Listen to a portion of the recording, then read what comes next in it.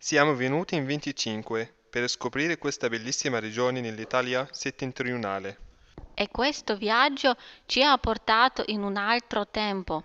Abbiamo vissuto la storia a Valvasone e abbiamo partecipato alla rievocazione. Dopo questa esperienza quasi irreale, ci siamo trovati di fronte a una natura dura ed emozionante. Ci siamo immersi nella realtà commovente della memoria. Siamo stati in contatto con la storia, la natura, con scrittori e responsabili del settore economico, culturale e turistico.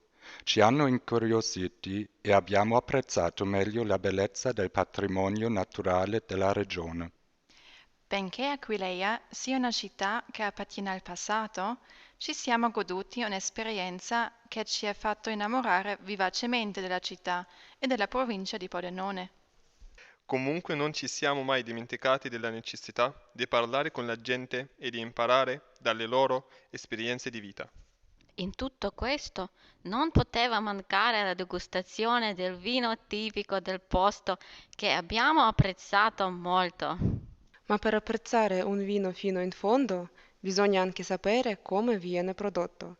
Questa è soltanto una delle tante cose che abbiamo imparato durante le nostre work experience. La giornata era dedicata al lavoro, la notte abbiamo cercato di divertirci. Sebbene possa sembrare che Pordenone non offra tanta attività per i giovani, l'allegria non mancava mai. Come dimostra il detto, senza flash, abbiamo saputo trasportare questo spirito alla luce del giorno, così che potevamo anche ridere di una cosa seria. Seria ma scherzosa. Laura Azzuzzi, l'anima buona dell'Irse, che insieme a tutte le colleghe ci ha fatto sentire benvenuti fin dal primo momento. Anche le generazioni precedenti hanno riconosciuto l'importanza di offrire ai giovani un posto dove incontrarsi e discutere dei propri problemi. Un esempio di questo spirito di iniziativa è stato Antonio Zanussi, un uomo che ha fatto tante cose per la provincia di Pordenone. Altri esempi li abbiamo incontrati durante le nostre work experience. Questo ci ha fatto capire che il presente dipende anche dal passato, le cui tracce si trovano in tutta la città. Vogliamo ringraziarvi per le 3 settimane durante le quali abbiamo sperimentato l'ospitalità e la generosità della gente. Abbiamo conosciuto i prodotti favolosi della zona e trascorso un tempo creativo e divertente dentro la struttura del centro culturale Antonio Zanussi, che è stato un punto di riferimento per tutti noi.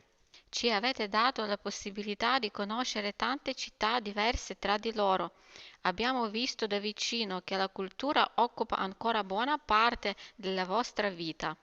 Per approfondire queste esperienze, le lezioni di lingua ci hanno offerto la possibilità di riflettere, discutere e di ampliare il nostro orizzonte in un ambiente molto accogliente. In questo modo è stato possibile superare i diversi ostacoli rappresentati dalle barriere linguistiche, culturali e dai vari pregiudizi. Infine, si è creato un legame tra diverse culture e nazionalità proprio qui in Friuli Venezia Giulia e abbiamo trovato, grazie a voi, tanti nuovi amici. Allora, vieni in Friuli Venezia Giulia, la regione ti aspetta!